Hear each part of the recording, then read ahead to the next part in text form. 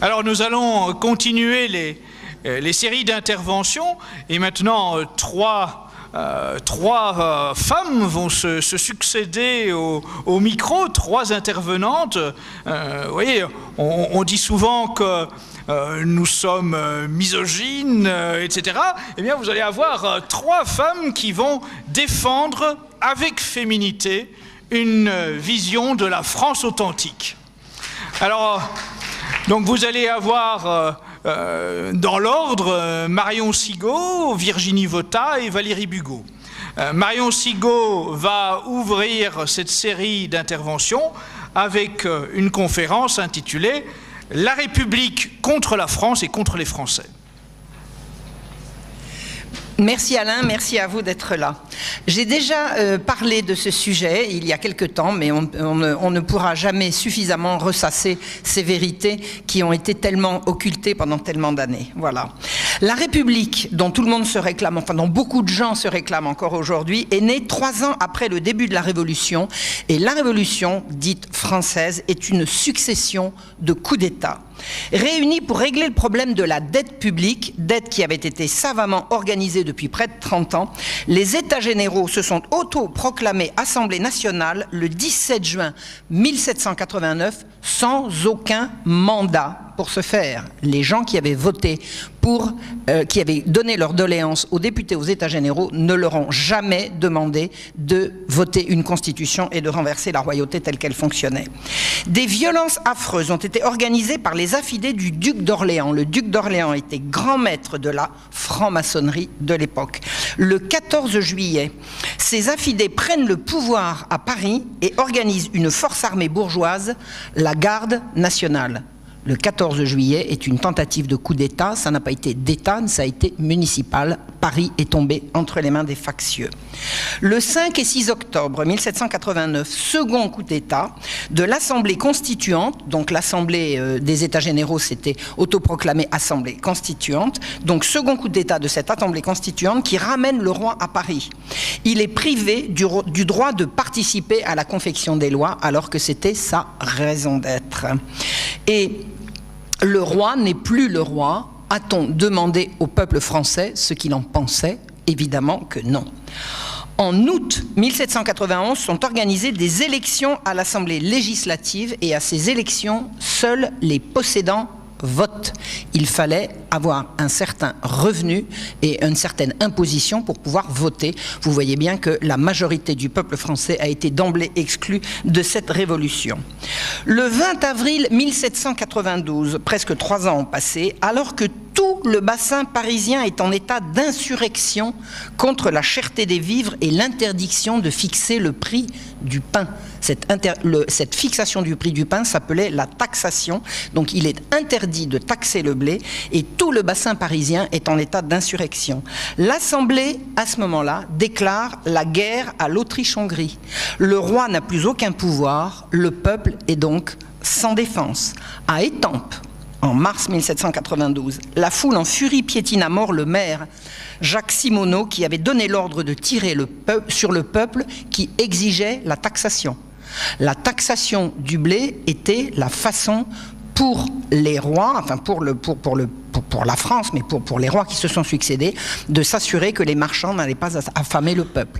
La Révolution interdit la taxation et le maire Simonot a fait tirer sur la foule qui réclamait la taxation. Alors, je vous donne en avant-première le sujet d'un prochain livre.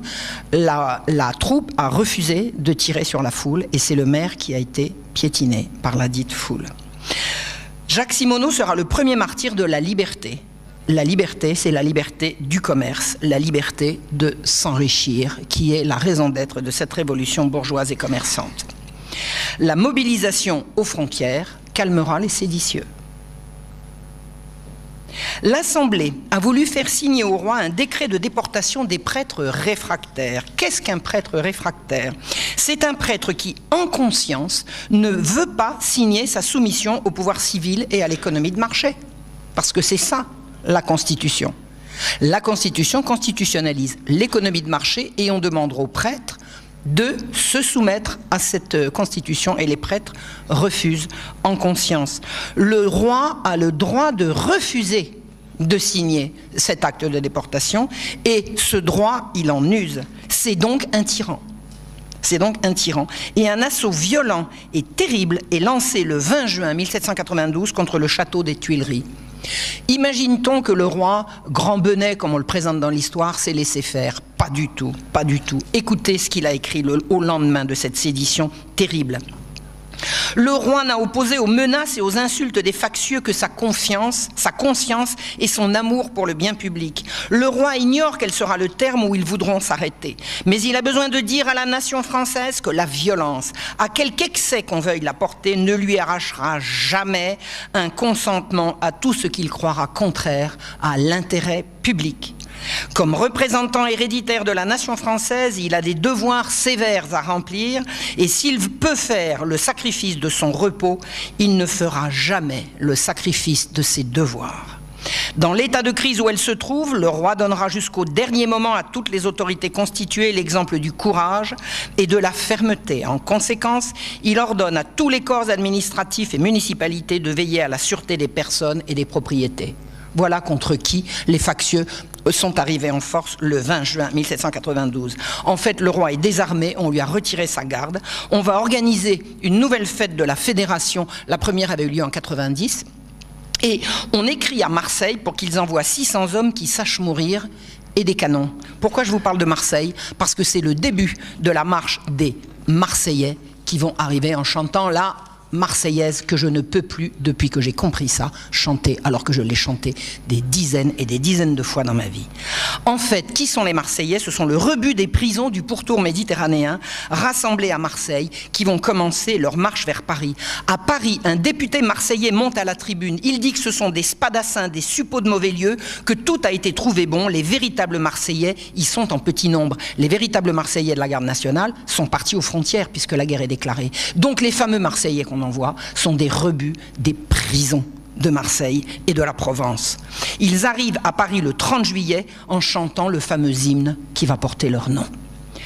Le maire de Paris, ils vont semer la terreur et personne ne les arrêtera. Le maire de Paris les autorise à commettre toutes les exactions en toute impunité. Il pourchasse jusque chez eux les députés qui votent mal à l'Assemblée. La force publique est entre les mains du maire, Petion, qui est franc-maçon, et de la commune de Paris. La commune de Paris, c'est la municipalité qui est arrivée au pouvoir à Paris le 14 juillet. La chute de la royauté est décidée par ces gens, par un directoire secret des fédérés réunis aux Jacobins. Qu'est-ce que les Jacobins?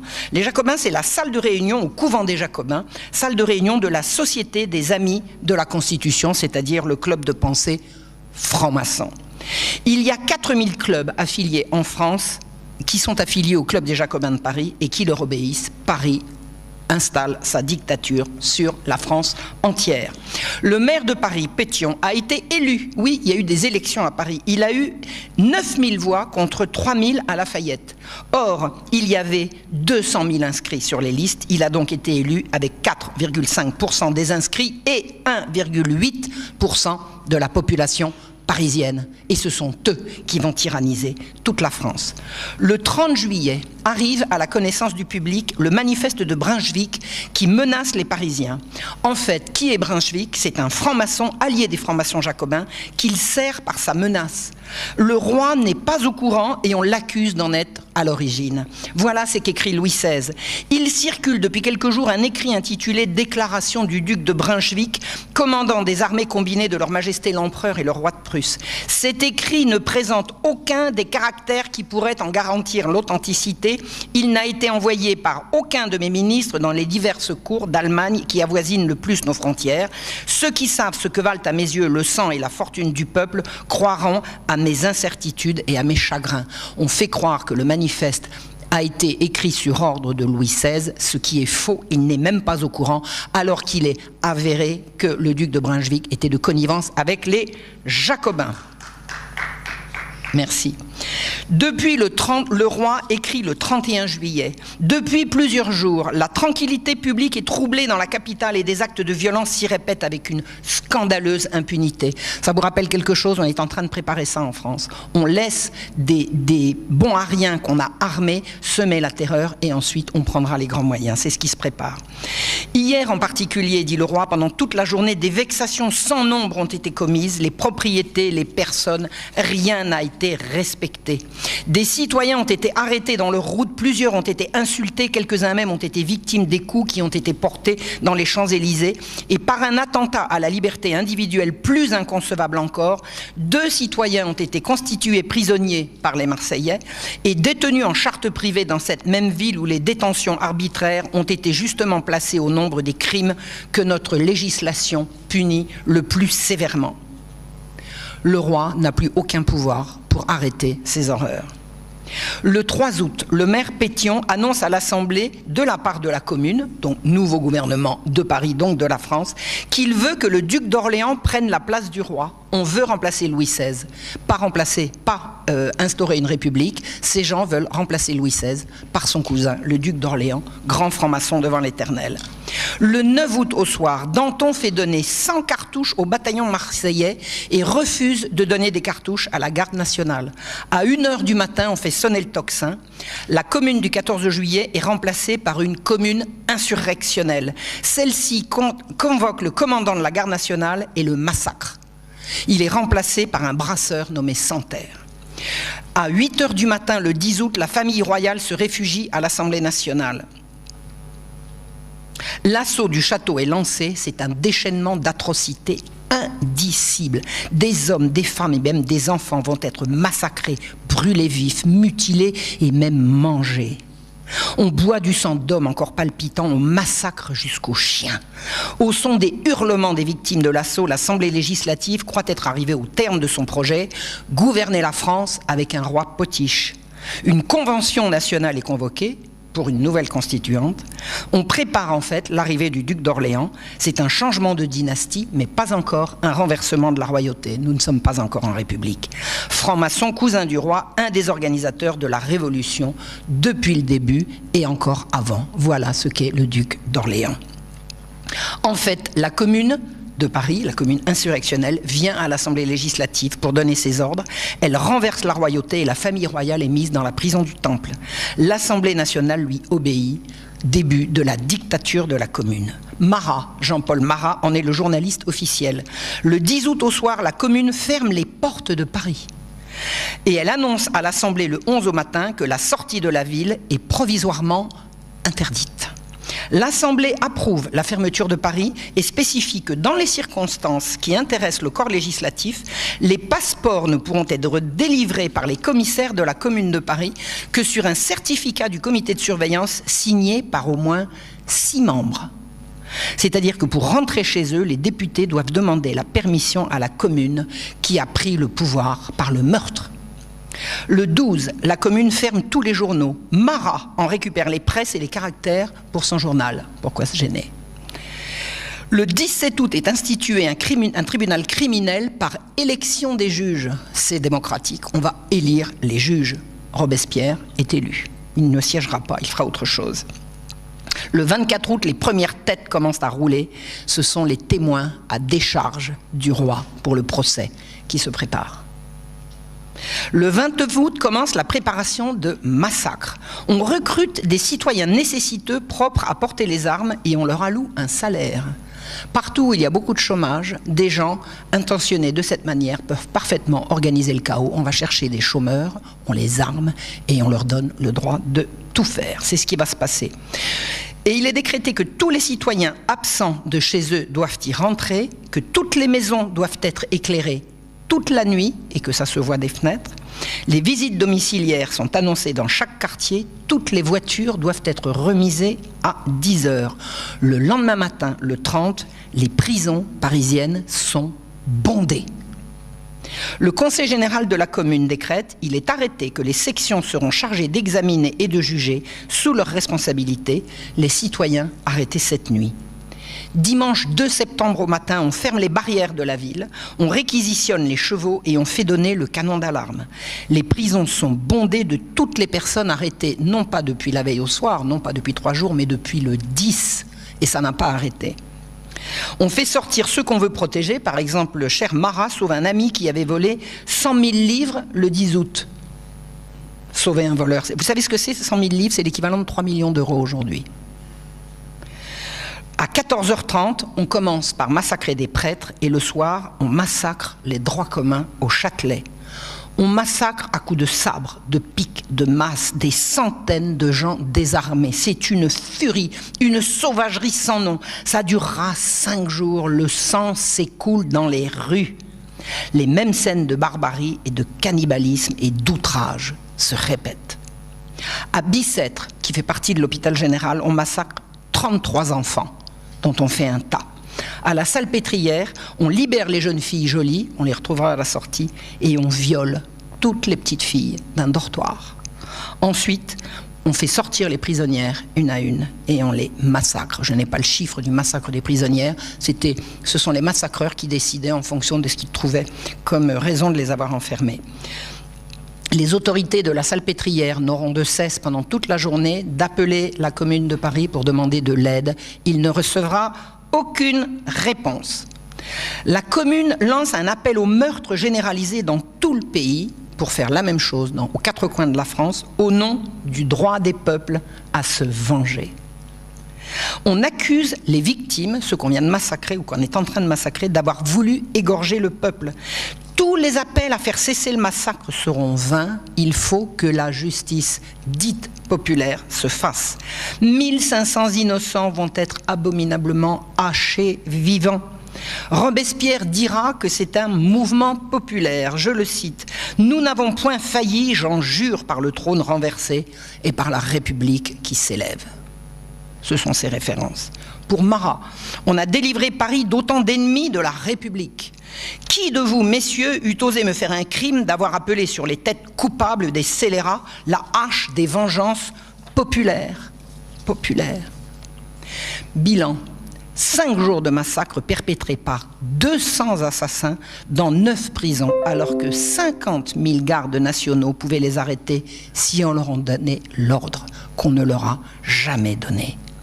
On a retrouvé les factures, les procès-verbaux des sections, les massacreurs ont tous été rémunérés et on a leur signature sur les quittances. Ainsi est née la République. On a convoqué la Convention, c'est une nouvelle assemblée constituante dont je vous ai parlé, avec un nom bien franc-maçon, un convent, une convention, ça n'existait pas dans le vocabulaire courant en France. Dès le 10 août, on l'avait convoqué. Et on a supprimé la notion, pour faire démocratique, on a supprimé la notion de citoyen actif ou passif, c'est-à-dire riche ou pauvre, précédent, et tout citoyen de 21 ans pourra voter, à la condition qu'il soit un homme et pas une femme, alors que dans l'ancien système, dans les communes rurales, les femmes votaient, y compris dans les corporations. Donc il faut qu'il soit un homme et qu'il ne soit ni domestique, qu'il vive de son travail, c'est-à-dire ni chômeur. Ne pourront voter que les hommes ayant du travail et n'étant pas domestiques. Mais ça n'est pas un suffrage direct, ce sont les assemblées primaires qui vont nommer des électeurs qui nommeront les députés. Or, ce vote final sera fait dans la salle des Jacobins à Paris. Le vote s'effectue à voix haute, par appel nominal et en présence du public. Voilà une élection particulièrement démocratique. Les massacres de septembre se sont déroulés entre la nomination des électeurs et la nomination des députés, c'est-à-dire en pleine terreur. L'abstention a été de 90%, alors que prétendument le mode de scrutin avait été élargi. Il y avait en tout 7 millions de votants potentiels, seuls 700 000 se sont déplacés. La population de la France était à l'époque de 28 millions de personnes. 25% sont censés s'exprimer sur ces 28 millions et seuls 2,5% de cette population se sont exprimés. Il y aura en tout 749 députés. Le 20 septembre, victoire de Valmy, des armées de Dumouriez, le général français, contre Brunswick, le général en chef de la coalition anti-française. On a raconté que c'était la victoire du peuple sans culotte contre les armées royales. Eh bien, la vérité est autre. Dumouriez et Brunswick ne sont pas seulement tous les deux francs-maçons, ils appartiennent tous deux à l'ordre des frères de Saint-Jean l'évangéliste d'Asie et d'Europe, qui est une secte satanique issue du sabbataïsme et du franquisme, qui prône l'ordre nouveau par le chaos, le mal pour le mal et par le mal. La bataille de Valmy n'a pas eu lieu, Brunswick s'est retiré. Mais la nouvelle de cette victoire éclatante du peuple de la Révolution contre la barbarie royale fait que la République a été proclamée dès le lendemain, 21 septembre, à l'unanimité. L'unanimité de quoi? Les députés ne sont que 200. Les autres ne sont pas encore arrivés, car les portes de Paris sont fermées. On a eu donc des députés parisiens élus, comme je vous l'ai dit, dans la terreur, c'est-à-dire que seuls 25% des 2,5% de la population se sont exprimés pour renverser la royauté. Ça fait les représentants de 0,6% de la nation française qui a instauré la République. Ils ont, sous influence et dans un climat de terreur, aboli 12 siècles de monarchie au nom du peuple, disent-ils. Voilà ce qui a donné naissance à ce qu'on appelle les valeurs de la République. Je vous laisse les méditer. Je vous remercie.